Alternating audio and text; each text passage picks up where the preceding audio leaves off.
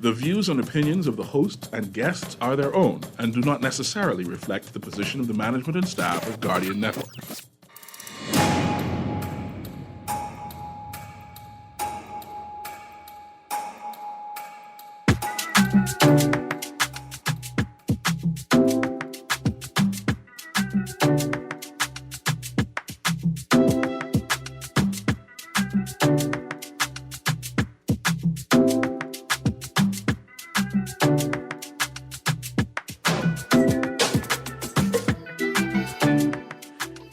Well, good yawning this morning, and welcome back to Guardian Radio 96.9 FM, your station for fresh news, smart talk, all day.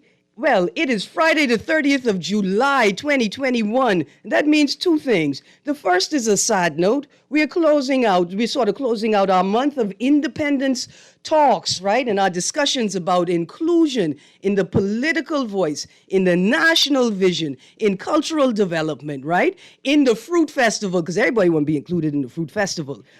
But also, it's a happy note because it's Culture Fridays, one of my favorite days of the week, because we get to talk to the people that make who we are and tell us who we are by capturing our own voices and thoughts and desires, their personal creative pursuits. Today's show is brought to you by the Department of Inland Revenue. And very quickly, I have a message for you from the Bahamas National Statistical Institute. Did you know the Department of Statistics has transitioned to the Bahamas National Statistical Institute effective July 1st, 2021. The BNSI is responsible for protecting credibility, integrity, and impartiality of official statistics. For more information, visit www.stats.gov.bs. Message is brought to you by the Ministry of Finance. And before we go, I have to that the Hurricane Supply VAT holiday ends on July 31st. Today is July 30th. I'm going to need you to go and sit down, Erin, especially if they are packing boys, right? And let them know that you're just going to need to hold on to that little bub, right, for a minute. That you're just going to need them to make an investment in your collective future. You're going to sit down with them like real people. And you're going to let them know you value the efforts that they make to generate money for themselves and the family, right? And then you're going to look in their eyes and you're going to smile your sweetest smile. And you can say, now, look here, I need to hold on to that little thing. So we could go to the store and buy some hurricane supplies before the VAT run out. Make a way. You may make it. Take advantage of these last couple of days.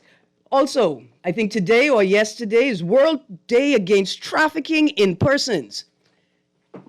World Day Against Trafficking in Persons. It hasn't gotten much coverage, but I need you all to know that we may possibly be in the top 3. You know, like how we be in the Olympics and win gold medals? We may be in the top 3 finalists for trafficking in persons, if that what. I'm just letting you all know this isn't something that you just see in the paper and it has nothing to do with me, so I don't say nothing. We are a transshipment point people. Our entire history, right, our whole history is laced with transshipment activities as economic policy. So don't act like it can't happen here. And don't act like it's not happening here. And before you turn around and blame Bahamians for spreading the COVID virus, and before you around and say things to us like, well, the only solution is to get vaccinated, because that's all you say. Remember, we know that trafficking in persons is a major economic activity in the Bahamas. And maybe you should start curious and inquiring as to what extent the continuation of trafficking exercises during border closures and lockdowns and restricted movement is to spikes in cases in particular areas. See, I ain't got no children, so I could invest my money in sea grapes. And I don't have to be that scared about my future or as concerned as people with children are. But some things, because people are dying And y'all sitting around here looking at other people saying it's your fault. We know where the problems sit. Get a hold of the issue. Trafficking in persons didn't start with the pandemic and it's not going to end with the pandemic. So put a finger on it, please. Also, since we're talking about trafficking in things, I don't really have a lot of time to delve into it. The story on the front of the Tribune today. Who let a boat into the country that had been denied entry in another country for an environmental reason?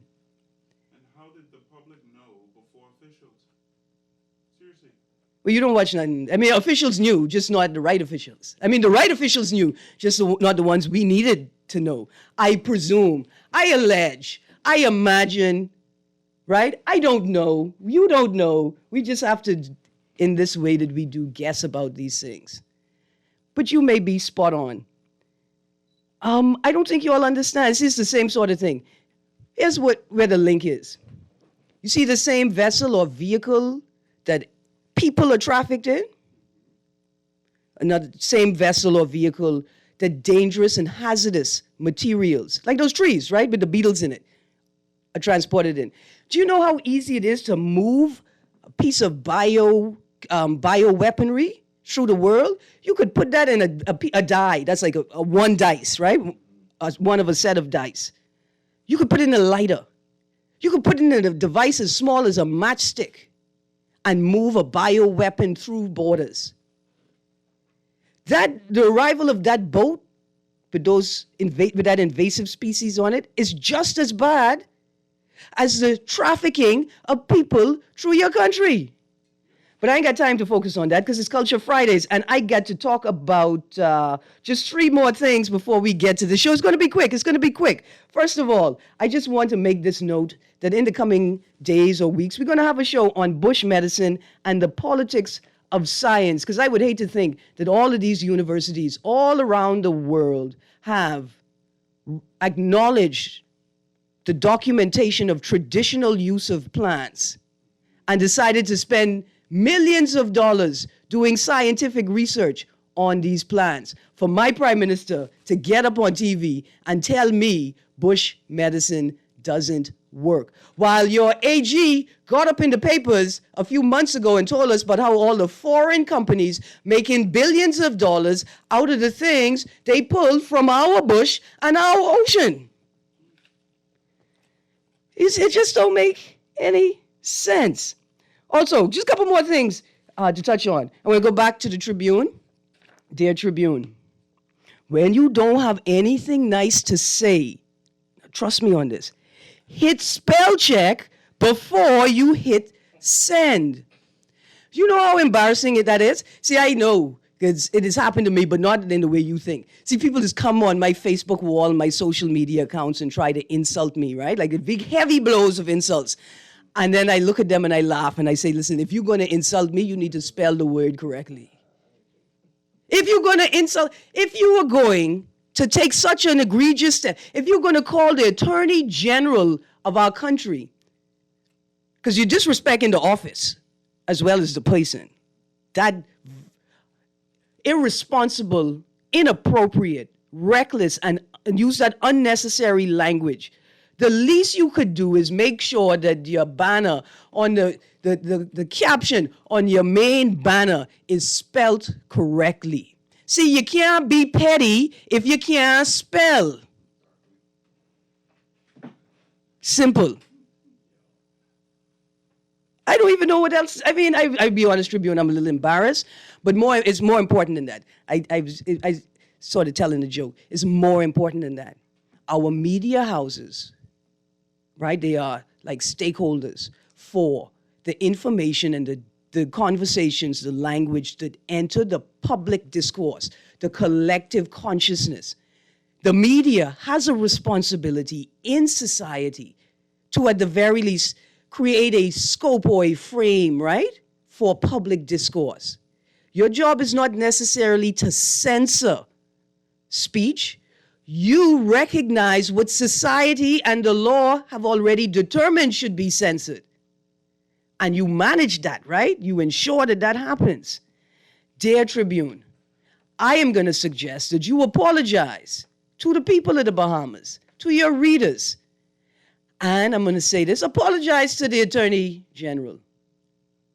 I think that's the right thing to do. On another quick note, listen, dear BPL, I don't care if you turn my power off this weekend. I mean, I really do care. That was just a joke.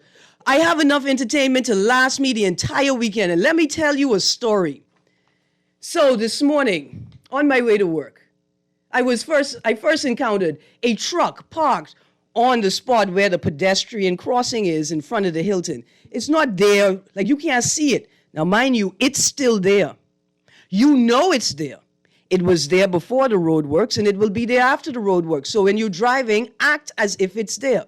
So there was this truck parked on the pedestrian crossing, and they just pulled into traffic in front of us. None of the brake lights were working. They didn't use any turn signals. And I turned to my right to smile at the 3 police officers that were walking up the road with no intention of engaging that driver, even though he turned into McDonald's and would have stopped right there so they could easily interdict him. Police don't interdict people. They don't do that. Anyway, so as I drove past, I noticed the car that was parked on the sidewalk in front of Bay Street Medical. And I wondered if those 3 officers would take the time to tell those people that that's not allowed. And if we see you doing it again, we'll give you a ticket, even though you obviously know you shouldn't do that. Anyway, went around the corner and noticed that one of those side roads opposite the point in Margaritaville is blocked off again. With no notice, no detour sign, no road closure sign, nothing. Just 2 big dumpsters in the middle of the road, the people them doing whatever they doing. But that's okay, because pedestrians don't mean nothing to nobody. As I turned up Nassau Street, as I was approaching the top of the hill before you get to Meeting Street, I want to say good morning to that man who turned his truck into a helicopter and flew across the road, right from the corner, the north of the graveyard to Meeting Street. Just no stop sign, just flew across the road. I want to say good morning to you. I'd never seen that before.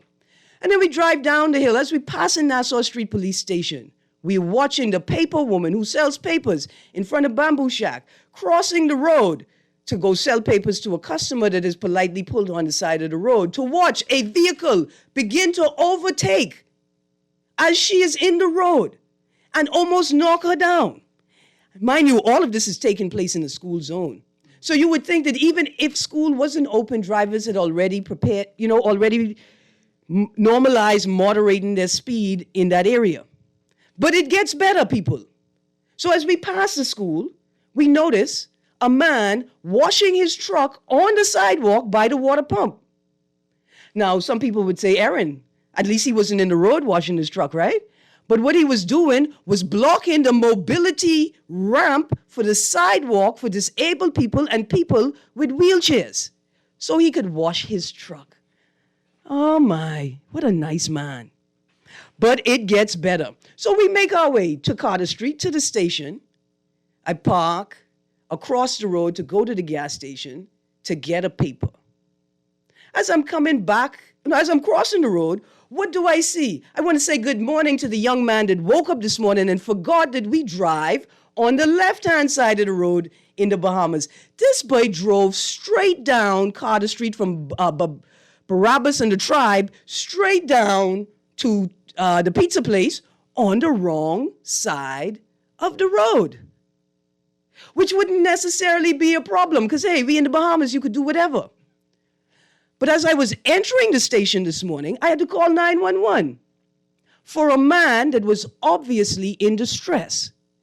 He was walking down the middle of Carter Street, and he was bouncing in and out of the lanes, daring people to hit him. Now imagine if that young man who was driving down the wrong side of the road, right? And the man this morning who thought that I was going to stop and cross the road in front of him while he was on his phone, imagine if all of them collided one time on the road. Now, that's entertaining at first, but I want us to understand that traffic is a tool that we could use right? To help us better understand what's happening in the country on a larger scale, and to build models to help people moderate their own behavior, and for the police and other authorities to compel others to moderate their own behavior. Now, as you could see, in the midst of this pandemic discourse, we're having a lot of issues with figuring out how to convince people to moderate their own behavior and how to get the authorities to compel people to moderate their own behavior, including compelling the authorities to do their jobs. So as I look in the paper, and I want to say good morning to Ms. Damianos, who has a letter in the paper today. I want you to know that I am not engaging you disrespectfully, nor am I looking for attention. But if you want to talk about asinine statements flowing from the lips of some, I think at this point we have acknowledged that vaccinations alone are not going to end this pandemic, and they're not going to solve the problem of our economy. And furthermore, the law does not give you the scope to force or compel people to take a vaccination to fulfill shoddy, lazy, unprepared government strategies. The people deserve more, and the people we pay owe us more. Nobody should be forced to take a vaccine because nobody has to take a vaccine to save the economy. What we need are leaders that will compel the people under their charge to do their jobs because people depend on them for survival. This is it. That's all we need. How will the powers that be compel others and themselves to follow the protocols, to ensure that the systems are working, and then when they are not working, we do not stop until we fix them? How could contact tracing programs just disappear? How could the Prime Minister get up on television and talk about, yeah, well, we're going to replace the hubcap system because it's not working? What you mean it's not working, sir? How you could open up the whole border and then tell people they don't have to test to come in, and you know your contact tracing system is dysfunctional. And because of that, dereliction in duty, lack of attention to details, you have people in the papers calling reasonable, sensible people asinine. And so, because she suggested, that's the suggestion, right? Come on. It's been a year and a half in. Sorry about that, because I can let you in right now. It's been a year and a half in, and there have been no major upgrades to the hospital or the healthcare system. The people still complaining about the lack of properly functioning air conditioning in the midst of a respiratory pandemic. And be arresting advocates and throwing them in jail for advocating for these things. Absolutely. Absolutely. So here's what I want to say. There is a sensible conversation about vaccinations out there. It is yet to be had. We can have it if we commit to the principle that people have a human right to make informed decisions about their medical health. Some of y'all think that we're on a plantation and we should just do what you say do. It cannot work like that. And the hard job of governance is creating an environment in which we can make the hard decisions together as a collective, respecting everybody's rights. That's why you get paid. And as long as you sit there not taking a pay cut, that's what we expect of you. Right. I want to make mention of a recent video that came out of Bimini. A young man that was slapped up and thrown in the police car, if you remember that video. No, I didn't No? see it. So Paul Roll made a comment on it saying that the guy was in quarantine. And so it was justified that his officers use this force to get this guy back to where he needs to be in quarantine. If anybody watched that video, I just encourage you to objectively analyze what's going on in this video. If you don't see a man in brown becoming extremely aggravated with a member of the public for absolutely no reason, none at all, to slap him up and throw him in the back of his police car and carry on like this is the biggest, most... Okay, I know what you're saying. I didn't know that was Right. in Bimini. Yeah. Right. So Paul Roll comes out and says, I think that force is justified. The guy was supposed to be on quarantine.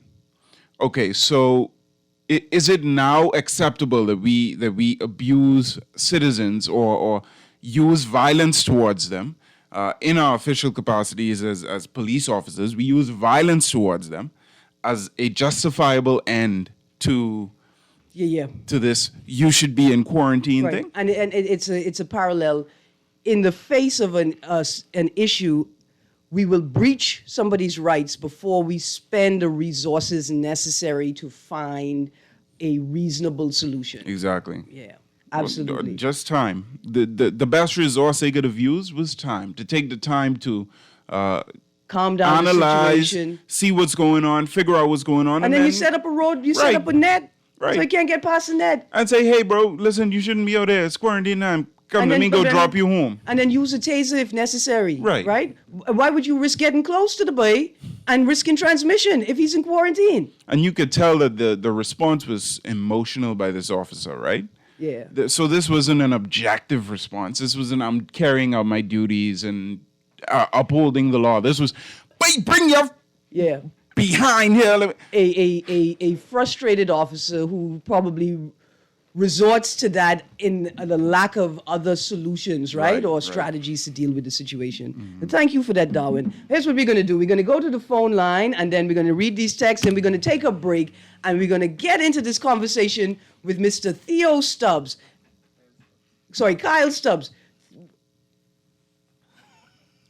Boy, look here. As I read this bio have 8 names. Mr. Kyle Stubbs, mixologist extraordinaire. Anyway, I believe that's the name you use when you mixing drinks and talking to ladies. Forgive me, audience, and forgive me, caller. You're on the clock. A pleasant good morning, Miss. Hey, good morning. Boy, let me tell you something. They call me the bucket mouth, but I can call you the Ratchet Joe. What? Because it wouldn't shut A. Boy, look, you could talk, boy. I see why you go and get a talk show. That's up me. Because you like to talk, man. That's why the show is only 1 hour. You can imagine if I lose myself? You can imagine if they to give you a 3-hour show. You wouldn't talk. You don't even want to listen to your talk. You call us, come on, you tell us what your number is to call you, but you don't answer your phone. But you remember the other day that I asked you about the breadfruit tree? Yeah. Uh-huh. I got One you. fella called me, and he said he's going to charge me $50 for a breadfruit tree because he heard me on your radio. Yeah. But then the next day, one other fella said, Sparky, man, come on, Prince Charles, stop by this place. Says, I got one done bigger for you. I said, but it cost. He said, man, just bring me one Guinness when you come. That was that. Breadfruit tree done in my yard thanks to your talk show. Thank you. Now, the other night, talking about bush medicine and things like that, I think I heard the Prime Minister doing that funny thing he was doing on Wednesday night, say, you all mustn't follow this thing, but no bush medicine. But now, as anybody I know, scientists, where the doggone medicines has come from anyway? It's a bush. And they come from the bush. They come from mother's wit. That's where they So come that from. means that they got pharmaceutical companies, billion-dollar companies, has paid scientists to travel all around the world in the Amazon desert, in the Amazon forest, and all over the place to look at all kind of different bush and weeds and roots and flowers and everything. And when you say Amazon desert, you mean Kemp's Bay, right? And Fresh Creek. I didn't know you did catch that one with the Amazon desert. Yeah, and the yeah. Amazon is a forest. Yeah, But yeah. anyway, I would say this: the Prime Minister, a doctor, which is a scientist, can tell us don't worry about bush medicine. We need to take the vaccine. But where do you think the vaccine come from? Exactly. The vaccine come from either the root, the bark, the leaf, the flower, or the fruit of some tree. Whether it's poison tree like ackee, but you can eat ackee, but you gotta wait for it to open up. Right, and know how to clean If it. you eat it before it open up, you're poison, right? Oh, yeah. If it open up and you eat it, they say it tastes like egg, right? Yep. And it's good for you. Mm-hmm. So this scientist called himself a prime minister telling us, take the vaccine and don't worry about Bush medicine. He can, well, look here, he make me so mad when he say that. Oh, And he yeah. been to school and I even ain't been to one of them off-the-wall schools. That's something, eh? And And he's a scientist and he's supposed to be a prime minister. How can he blunder like that? How could they force people to take the vaccine? Man, I'm fully vaccinated. But you don't have the right to be going around. Then when inspector come on the other night saying they getting ready, if you ain't got your vaccination card, you can't be in any groups inside no dog or inside no restaurant, no group, no this and that and that. I said, now they starting to threaten people. They can find you and lock you up if you're not walking around with a vaccination card. Suppose I decide that I don't want the vaccination. there you go. I hear both sides of the story. I hear people dying from it. I hear people living from it. So I don't know what to believe because nobody can tell me what in the vaccination and what it is doing it for you. Thank you, Now, Sparky. what I'm saying before you go, it already in me now, and I wonder every week when I hear these different negative comments, what will happen to me? Because I can't take the vaccine out of me anymore. Right. They don't put it in me. Now, ain't nobody can tell me what is inside my body. Now, look here, Sparky, I got to go, but what a wonderful point that you made, right? That even people who have taken the vaccine are concerned about this movement, right? About this journey. They're concerned. They want access to information. And so, again, Ms. Damianos, we appreciate the sentiment at the root of your statement, you know. There needs to be a space where people can trust that sound and reasonable information is being shared, right? I want to say to the Bahamian public, you know how these things work. The government is going to share information that they feel suits their agenda, and there's going to be other institutions and sources that are going to be sharing information that suits their agenda. What the Bahamian people want is a space where they can get help to determine what is reasonable and what is sensible so they could make their own determinations. We're asking people to move forward into the future, but we don't want to give them the tools they need to be able to navigate this new terrain. I'm going to read these texts and we got to go to a break and then we're going to go to our guests because cultural experiences production keeps sending me these awesome guests and I got to milk them. I got to get all the juice out of them before I let them go. Text here, I see this out of control traffic situation. Everyday road users don't care at all, but the police get new motorcycle and they only use the old ones to escort important people around. I see that story in the paper about 20 new cars, and I wonder what are you going to use them for? Hopefully not to terrorize young and poor people on the streets, but to maintain a presence in the communities, to shift the environment. Another quick test. What proof do you have that we are in the top 3 in human trafficking? I just said it's like the Olympics and we always at the top, you know? Every once in a while, somebody is shot a middle dive and sneak in there. The point is, you know that we're a hotspot for human trafficking. Historically, globally, this is what our economics is rooted in. Let's stop using semantics to miss the point. Hi, I'm reading how some of the PM's haters are trying to goosey him into bringing strict emergency orders to have a political advantage. But the PM is not buying it. Mr. Minister smarter. Hi, Sparky, sound like he mad you could beat him talking. Sparky ain't mad at nothing, man. Sparky's the champion. Also, the first part of that text, see, that's what happens when we let politics overwhelm the discourse. One last text, Erin, I wonder if we are giving the PM and crew too much credit. No systems in place to deal with environmental concerns, cruise ships, black water, toads, oil spills, destruction of reefs by ship anchors. Erin, we need to hear from Minister Pintard, the PM, the AG, and Minister Ferreira, the Minister for the Environment. We need to hear from all of them. We need a substantive statement. We need the RBDF to tell us how they're going to improve border patrol, right? And we need to figure out if we need a system to stop boats on the water and make inspections. So we don't even have the risk of things jumping to land from 10 feet out, right? From 200 feet out. The thing is this, though, they can't sleep until something has been done. That's their job.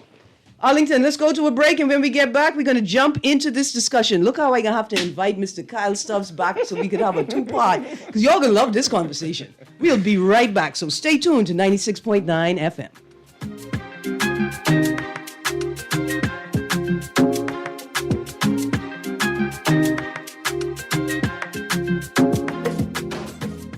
I've been representing all my life. I'm getting ready to make it count this time. Since it's 2021 for your family line, you better get ready. It's about that time. So tell mama to be ready. Tell it to the whole family. The rock the top for two. The count depends on you. So tell Ted to go tell below. Lock it down on your calendar. Since it's 2021, this one's for everyone. Like what you're hearing on the show? Want to support the conversation? Sponsor On the Clock today. Call Janet Lees at 302-2304. That's 302-2304. Be the solution. Sponsor On the Clock with Erin Greene, where she dissects, we discuss, and you decide. This is Guardian Radio 96.9 FM. Fresh news, smart talk, all day.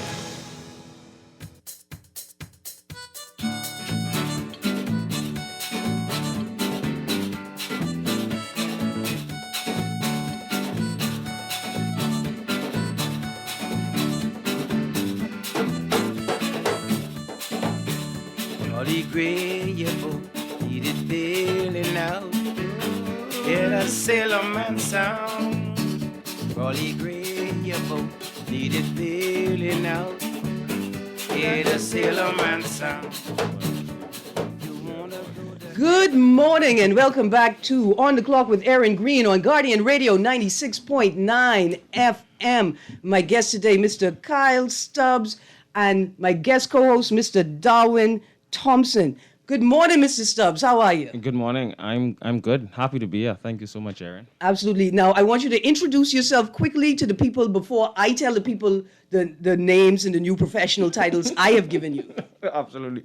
So, by profession, I'm a hotel and hospitality professional. I grew up in the food and beverage. Speak right into the microphone. I grew up in the food and beverage arena. Presently, I'm a certified sommelier, and I'm working as a wine manager at Bristol Wines and Spirits. That's professionally.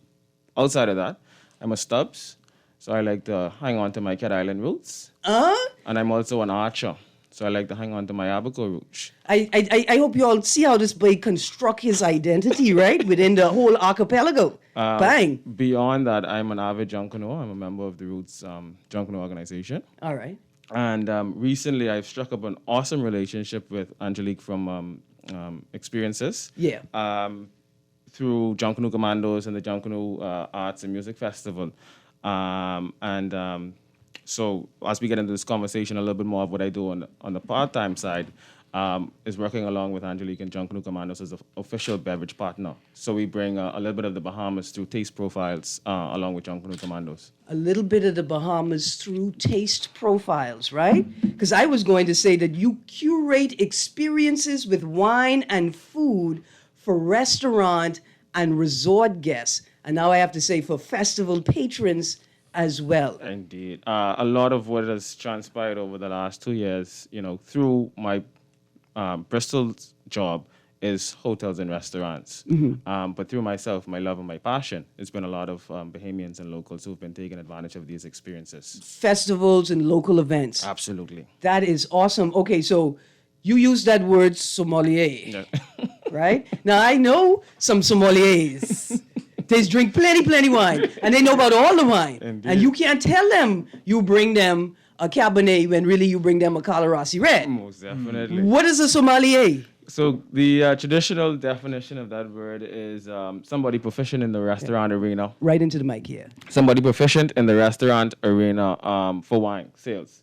It's literally the person who brings the story of a winemaker to the table side, selling wines, from $10 to $15,000. See, I used to do that. I used to do that with rum, though. There you go.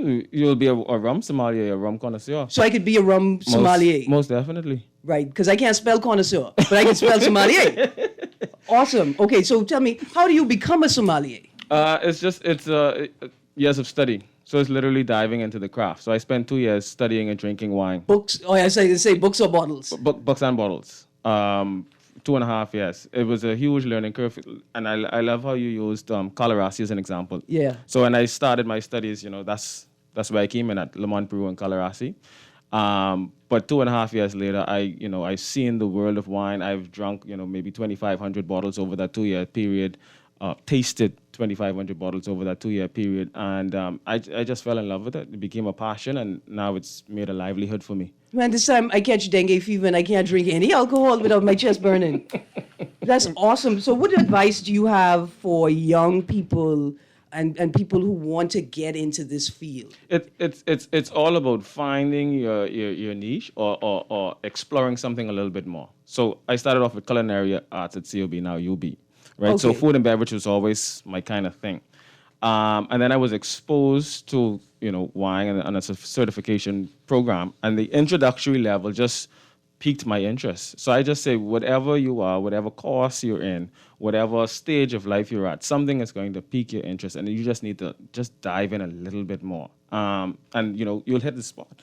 And I just dove in a little bit more, and I realized, as much as I love the culinary, food and beverage, wine was my thing. And now for me, it's education and experiences around wine that's become like my livelihood. All right. So are you preparing yourself to go teach? Yeah, right now through Bristol's, we offer some wine classes. Mm-hmm. I'm actually in the middle of studying to get my wine educator certificate. Okay. But getting into teaching is something that I'm looking into. Absolutely. Okay, so earlier I talked a bit about bush medicine, right? And I learned that you have a pop-up wine and cocktail bar. But the most exciting thing about it is the focus on local fruit and spices in your cocktails. So let's talk about that. Yeah, so this actually was a brainchild of my partner, my girlfriend. And it was Miss McKay who approached us for last year's Junkanoo Festival right before the pandemic. And she said, hey, come show off your skills. I think it's something that, Bahamians is going to love. They're going to gravitate towards. So we just put our heads together. She's a mixologist, and I'm the wine expert. So we, bounce things off each other in terms of taste profiles. Everybody last year was on the sippy pouches kind of thing. That was the cool, we to have your beverage in. Yeah, we're gonna move away from that. Yeah, 'cause adults, because children drink out of sippy pouches, and we don't want to sort of normalize adult beverages in them. But yeah, it's trendy. It's cool. Absolutely. And so the Junkanoo Festival provided us an opportunity. So we just brought it to fruition. The reception was awesome. Yeah. But because it's such a focused product, we're very strategic as to when we pop up, who we pop up with, just because it has to deliver on what it is that we want to deliver. Right. So we brought the classic profiles, the classic cocktails. We changed it up a little bit by bringing a little bit of wine, so people weren't familiar with that. Yeah. And then we brought the local fruit and spice component to it. All right, so I'm gonna throw out a couple of combinations like I work with already, and then I want you to throw out a combination of local fruit and spice that people may not have had before, right? So I make a number of savory lemonades, right? And like I do a sea grape and rosemary works well together. But here's something that I found, which is a tangerine and cilantro lemonade that was awesome in the summer, right? And then I know another vendor that makes a jalapeno infused lemonade, right? So there's three things. And then my traditional, I'll do like a ganap and thyme lemonade. Now ganap and thyme it's an amazing flavor. But what it does to your body in the heat, because thyme dilates blood vessels and it cools you down, and ganap is also good for overheating and dehydration. You are so spot on with those profiles. I have a very nice one. So instead of the thyme, I like a infused gin, ganap infused gin with rosemary. Right? The gin and tonic with that infused ganap gin with that rosemary slightly torched, burnt a little bit. Wow, I never thought of the slightly torch. Yeah, it exposes all of the oils and yeah. So I got 1,000 questions from here. Is it relatively easy to source these local products you need consistently and in the form you need them in?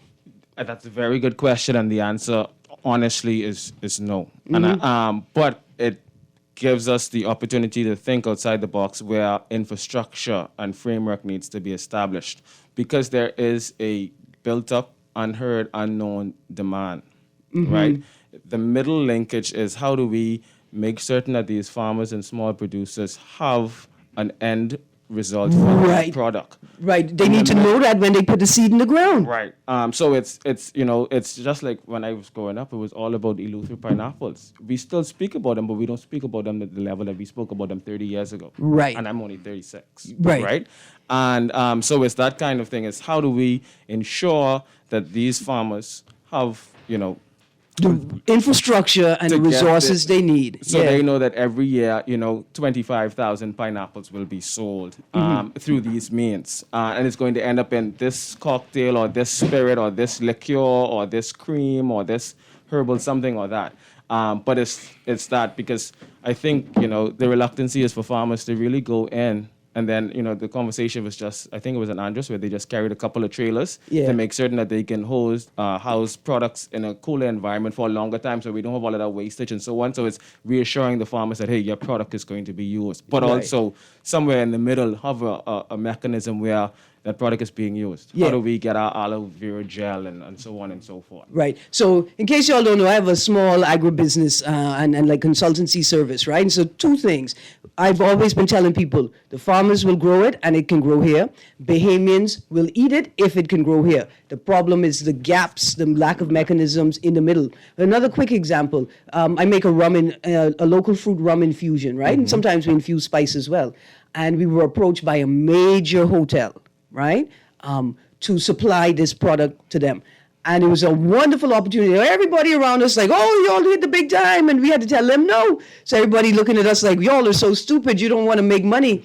And then we had to sit down with them and say, listen, we could not enter this arrangement because we could not meet the terms of the contract that they wanted to set out. We can't guarantee that we're going to have access to the fruit. And in fact, if you saw this whole year, the farmers are talking about how they come and teeth the whole tree from the farm. And so we had to look that hotel liaison in the face and say, we can't make any guarantees. The farmer can't even guarantee a return. Like he can't even get insurance on the crop. So for me to get somebody to invest in this thing, I can't get insurance on my investment. Yeah. I can't guarantee any numbers to you, and that we're not even talking storms. And so we told them what the model would have to look like. Like we would have to commit to selling them everything we make and commit to documenting the process of how much we purchase so that they could know that there's nothing else on the market, right? And it was so much that we couldn't do that they expected that we could do. And so we have to build models that are sustainable, the small models that really take into account the lived experiences of these farmers and what they need. Because even if you bring them to an air-conditioned trailer, if they don't have steady electrical power supply, all is lost. Useless, yeah.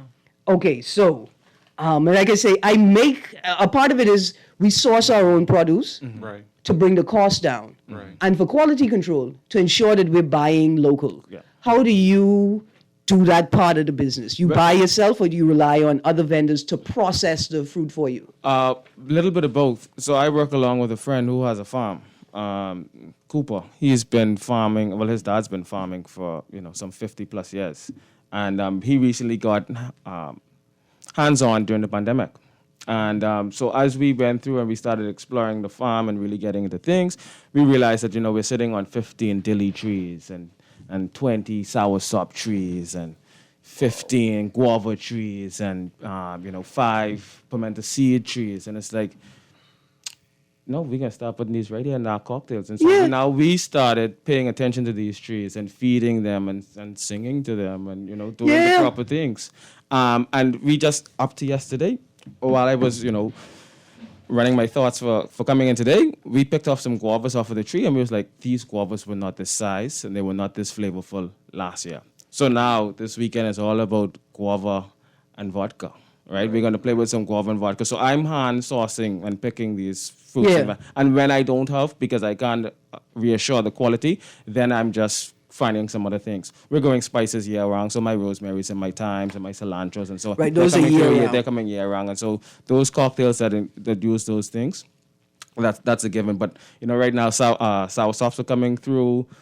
Sugar apples are coming through. Dillies are still hanging. Guavas are coming through. Ganaps are still. So there's a lot that we're playing around with. I like the sugar content in dilly and dark rums. So we're playing along with that. I love a dilly old fashioned. We're playing along with guavas and vodkas, sour softs, and some cream based liqueurs. But yeah, I rely heavily on the quality of the fruit, and so I do the sourcing. But if I have the step outside of us, then it's local. And like I mentioned, you and me walk into the studio, I normally see you on a Saturday morning at the farmers market, Right. And so I'm just trying to pick up the loose ends, kind of thing. Yeah, and source local.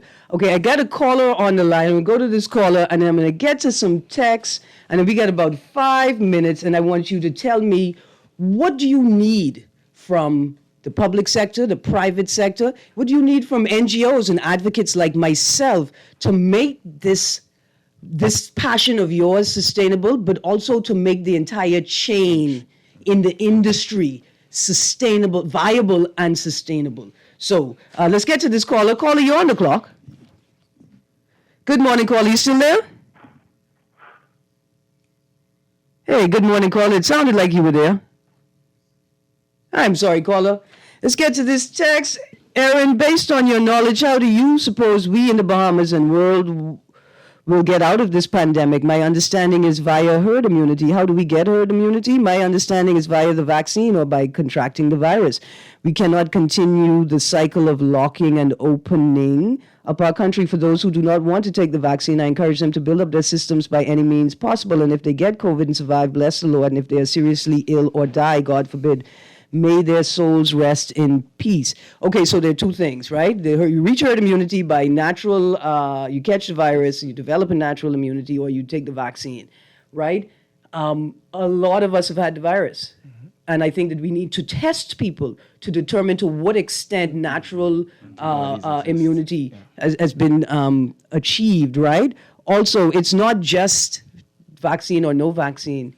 There's mass testing as a part of a strategy and contact tracing and building up your public healthcare system. Because initially we were told that the numbers of deaths are not the concern from the virus itself, but the impact on both the public healthcare system and the economy are the things that will destroy us, and the incidental, loss of life, because I can't come into the hospital for surgery even though I don't have COVID. This is what we were told. So nobody is saying that the vaccination discussion is ridiculous. Nobody is saying don't take a vaccine. What we're saying is your citizens deserve a more sensible discourse. And it is 2021. Stop fear-mongering. Stop coercing people. And take a moment to look at your behavior and ask yourself, if all of these people are saying it's coercive, is it coercive? Maybe it is coercive. Right? There are strategies that other countries took when vaccines were not available that minimized the spread entirely. Why can't we employ those strategies now? I could tell you why, but you don't want the answer. But thank you, Texter. And for real, don't mind my tone, Don't mind my tone. And if the tone get heavy, text in. Please text in. The great thing is we ain't looking each other in the face, so we cool. But don't mind the tone, text in. Another text, great show as usual. I want to challenge you in a lemonade competition. Do you accept? And I would also like to challenge your guest. That's why I paused. You can't challenge me and not challenge the guest at the same time. When's this lemonade challenge going on? It don't matter. I can win. Oh. Live. Wow. But dear texter, send me the date. Time and place. Time and place. So I can tell you how much money to get ready and my bank details. I can win that. Okay. Y'all can't beat me. I can win that. All right, then. Trust me. Everything is bank transfer. They can't transfer sea grapes. Okay, so you create and curate experiences with wine and food for locals and guests to the country alike. Are you starting a school for this? and do other professionals specifically doing what you do and in the industry around you, do they understand that function in the space? The mindset is to get into a formal educational program around these kind of things, because it's not only wine, but it's the understanding of spirits and botanicals, which we are loaded with here inside the Bahamas. But there's opportunity for Bahamians, right? Like I said earlier, it's about diving into your niche, but it's also, being a student of the game, right? And I shout outs to, if you don't mind, two chefs, Chef Bradford Hall. I just follow him on social media, and then Chef Petty, Jamal Petty. He and I work together. But what they do in terms of challenging and pushing the barrier on the culinary side of things is what I try to do on the beverage side of things, along with some other gentlemen like Kenneth McPhee and Marvelous Marv, who have been, doing some awesome jobs. But we have to get serious about appreciating the art component of our service industry, right? There's culinary arts, mixology is an art. And we have to appreciate that these millionaires and billionaires who we sell our properties and our keys and our islands to, they're used to spending an exorbitant amount of money on these experiences.